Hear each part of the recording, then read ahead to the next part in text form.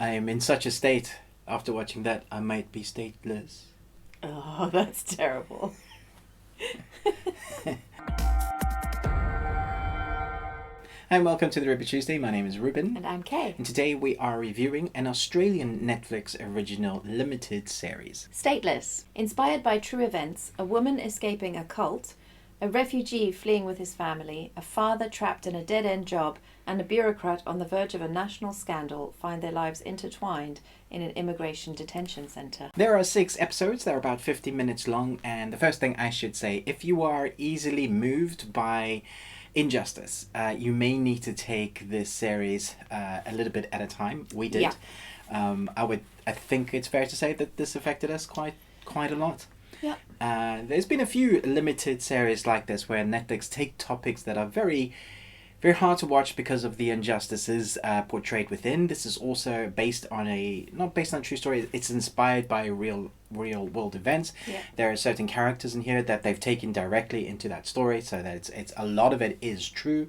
Obviously, some of it they're for dramatization. They've embellished. You always get that, and it's always on the writer's perspective as well. So it will always have some sort of their understanding of the story. I'm sure they've done their homework and done justice as much as they can, but just bear that in mind when you watch this. Yeah, it's not like a... It's not a documentary, and even documentaries are not not always exactly unbiased. Okay, so now that we put that all aside, the cast in here is one of the things that drew me to wanting to watch this. Yvonne Strahovski, Yvonne, or Chuck's girlfriend. Let's just call her Chuck's girlfriend, who is an Australian. Surprise. We loved her in Chuck, and we also liked her in Dexter, although her character the fans didn't really like because of those last couple of seasons. Nevertheless, Chuck's girlfriend, she was great. In this, I have to say, it's really great to see her have a character where she can get really meaty on. Her character is a character that goes on a journey.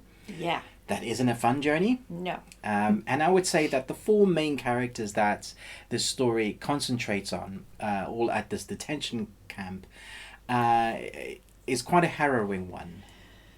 Yeah, I thought that the actors who portrayed those 4 main characters, in fact, all of the actors in everywhere, I thought they were all fantastic. There wasn't a weak link anywhere to be found. I thought their portrayal was very nuanced, and there wasn't a lot of... In this sort of topic, I guess you could have a lot of stereotypical behaviours displayed. You could go for characters that are just like a stereotype. But actually, I felt that these characters were incredibly well-rounded, very grounded, very rooted in reality, and very believable. Yeah, absolutely. I would be surprised if this series doesn't get some nods or nominations at least for awards, for TV awards. I think it deserves it. I think some of the actors in here definitely deserve some of the awards. It's some of the best work I've seen from some of them. Cate Blanchett, although she's playing a character that is a bit wacky, and she does normally do that, she is fantastic, and she isn't in it for that much. Yeah. But when you see her, she's fantastic. And as you were saying, all of the characters, all the actors, actresses, from young to old, all really bring their A game. And I can only think that everyone in this is probably not at the level that they want to be, because hopefully your craft gets better. But I think because the script is really good and the direction is really good, that the director has been able to draw out the best possible acting from these actors who are already very good. But when you have a really tight script and the director knows exactly what he wants from each shot, you feel like you get that in this series. I thought the cinematography was fantastic as well. It's obviously set in Australia, but they really capture the oppressive heat, without having to make it obvious. I mean, obviously there are some times where it's shimmering and you're like, okay, yeah, that's really hot. But with the colour palette, with the dust, with just the way that they filmed things, you get the sense of heat the whole time. And that's contributing to what's happening in these characters' lives, that they're reaching boiling point. Something's got to explode, something's got to happen. And I think the way that they filmed that just adds to that, and I thought it was really good.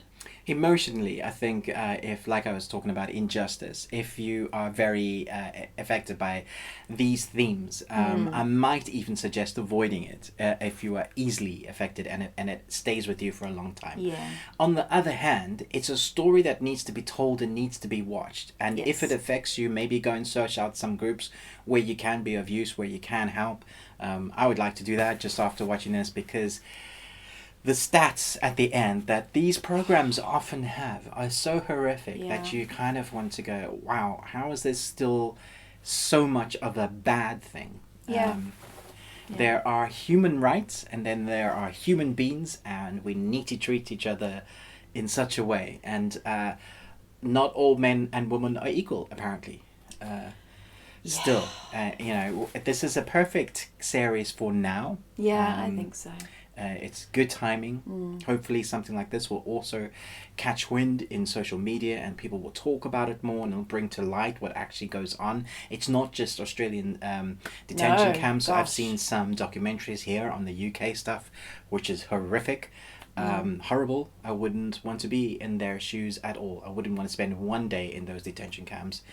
Detention centres. Detention centres, they feel like camps. Yeah, My not brain though. equates them to concentration camps. Especially in this country, they're not. They're more like blocks of flats, which are heavily guarded.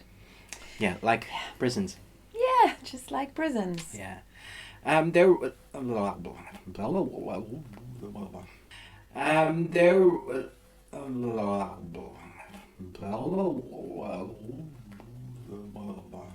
Being that there are four main protagonists, I thought it was very interesting following the journeys of each character, because it's very different storylines for each of them, although you all end up in the same place. Yeah. In this what do you call it? Detention centre. Detention centre, not a camp. Not a camp. And I really liked the journey of that, although each journey is like just horrible to watch. I like seeing the unraveling of certain characters, how they end up at a point where you don't want them to end up, and it's quite frustrating for us as well. I think you as a viewer will get a sense of why aren't you doing the right thing, but it also shows how hard it is to do the right thing. And so it doesn't just go, oh, these people are bad and therefore you must hate them. It shows what it's like to work there. It shows what it's like to be on the other side of the many fences that they are, which I thought was a really good way to go with it. Had you just shown one side, it'd be like, yeah. Yeah, something we've all seen before. And I think also this is such a, what do you call it? Controversial? Yeah, I was like, like the touch paper or whatever it is, where like things just explode. I can't remember what it's called. That it is such an inflammatory topic. And I was absolutely gobsmacked where I work, which I won't divulge, when one of my colleagues was absolutely against refugees always for any reason. And I was totally, my mind was blown. That's beside the point. I have a real soft spot for this topic because my first job, when I was fresh out of university, my first job was to teach English to refugees from Somalia, Ethiopia and Rwanda. And that was just after the Rwandan genocide, and they broke my heart so many times over. They were the most beautiful people probably that I've ever encountered in my life, and so this topic is quite dear to me, and so I was quite affected by it.